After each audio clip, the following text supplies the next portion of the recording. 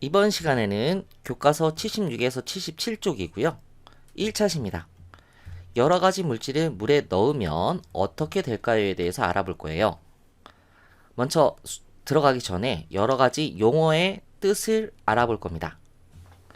용해, 용액, 용질, 용매 이렇게 알아볼 건데요. 용해는 제목을 설명할 때 잠깐 설명했어요.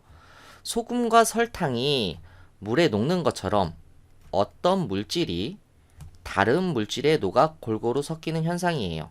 예를 들면 어떤 물질이란 건 방금 얘기한 것처럼 소금이나 설탕 같은 물질이 다른 물질로 물에 녹아 골고루 섞이는 현상이 용해라고 합니다. 그러니까 물에다가 소금을 넣어서 소금물을 만들었어. 그렇게 되는 현상이 용해예요. 용해. 용해.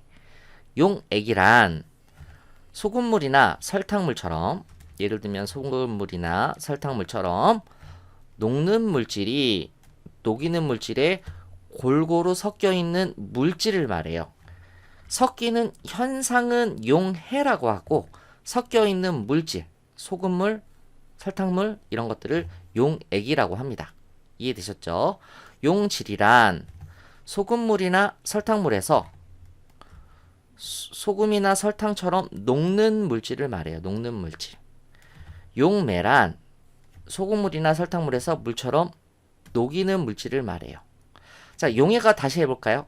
용해. 소금과 설탕이 물에 녹는 것처럼 어떤 물질이 다른 물질에 녹아 골고루 섞이는 현상을 말하는데, 이 어떤 물질은 다른 말로 뭐라고 쓸 수 있을까? 여기서 말할 때는 용질이라고 쓸 수 있겠죠. 얘가 녹는 물질이니까. 그쵸?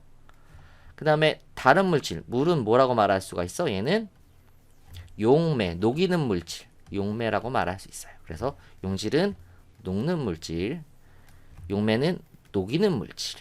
이렇게 기억하시면 돼요. 이해되셨죠? 자, 그래서 용액, 용해, 용질, 용매.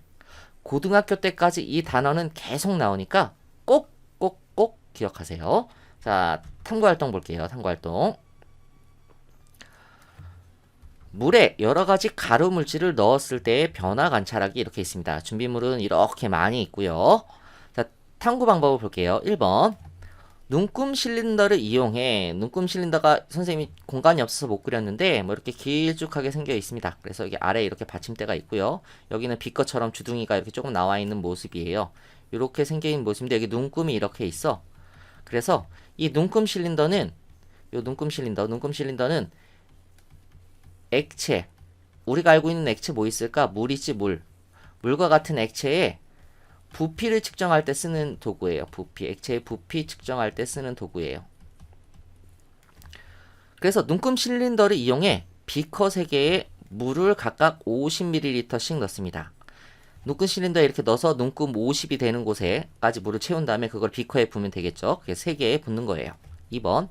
1회 각 비커에 소금, 설탕, 멸치가루를 각각 2숟가락씩 넣고 유리막대로 저으면서 일어나는 변화를 관찰하여 비교해 봅시다.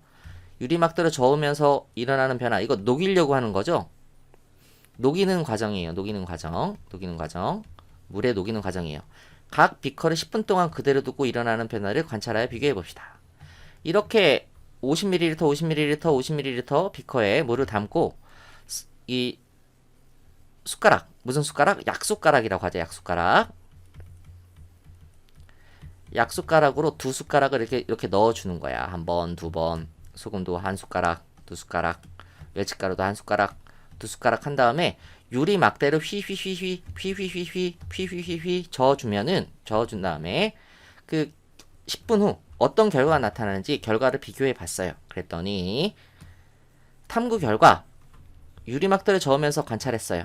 그랬더니 소금, 설탕은 다 녹아서 그냥 투명한 물처럼 보여. 근데 멸치가루는 섞여 있게 뿌옇게 보입니다. 아, 그렇구나. 소금, 설탕, 물에 넣은 소금과 설탕은 점점 사라져 투명해져. 왜? 다 녹았기 때문에. 하지만 멸치가루는 물과 섞여 뿌옇게 흐려져. 왜? 얘는 녹지 않았으니까. 멸치가루가 이 물 안에 그대로 남아있으니까. 자, 10분 동안 그대로 두고 일어나는 변화 관찰해보기. 이렇게 보면은 소금과 설탕은 변화가 없어요. 그대로 투명하고 소금과 설탕가루가 보이지가 않아. 그리고 그러니까 뜨거나 가라앉은 것이 없어요. 소금과 설탕은.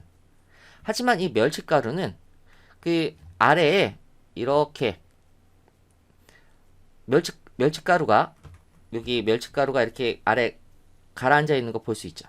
그리고 뿌에 자 그리고 위에 이렇게 떠 있는 것들도 이렇게 있죠.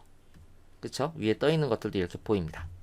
뿌옇게 흐려졌던 멸치가루는 시간이 지날수록 물과 분리되어 물 위에 뜨거나 바닥에 가라앉습니다.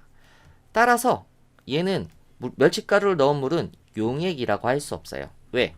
용액이라는 건 골고루 섞인 거잖아. 골고루 섞인 것이 용액인데 얘는 섞이지 않고 위에 뜬 것도 있고 바닥에 가라앉은 것도 있잖아. 그렇기 때문에 멸치가루를 넣은 물은 용액이라고 할 수 없습니다. 이해되셨죠? 4번 더 생각해보기. 1번 설탕이 물에 녹아 설탕물이 만들어지는 현상을 용질, 용매, 용해, 용액이라는 용어를 사용하여 설명해 볼까요? 이렇게 돼 있어요. 설탕과 물을 합쳐서 설탕물을 만들었어. 그러니까 녹는 물질이지. 용질은 녹는 물질이에요. 용매는 녹이는 물질이에요. 용해는 녹는 또는 녹이는 현상이죠. 현상, 녹는 또는 녹이는 현상. 용액은 녹아서 만들어진 그 물질을 용액이라고 하는 거죠. 그러니까 이렇게 쓰면 되겠죠. 용질인 설탕이 용매인 물에 용해되어 설탕물 용액이 됩니다. 이렇게 쓸 수 있어야 돼. 이해되셨죠?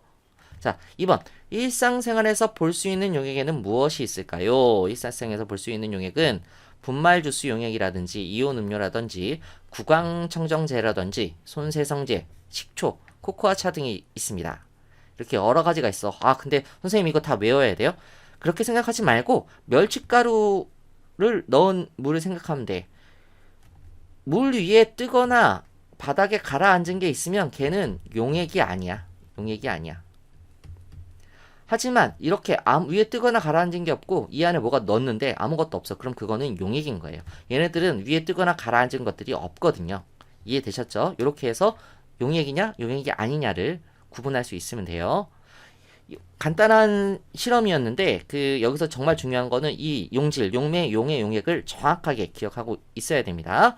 자, 이렇게 해서 첫 번째 1차식 강의를 마치도록 하겠습니다. 수고하셨습니다.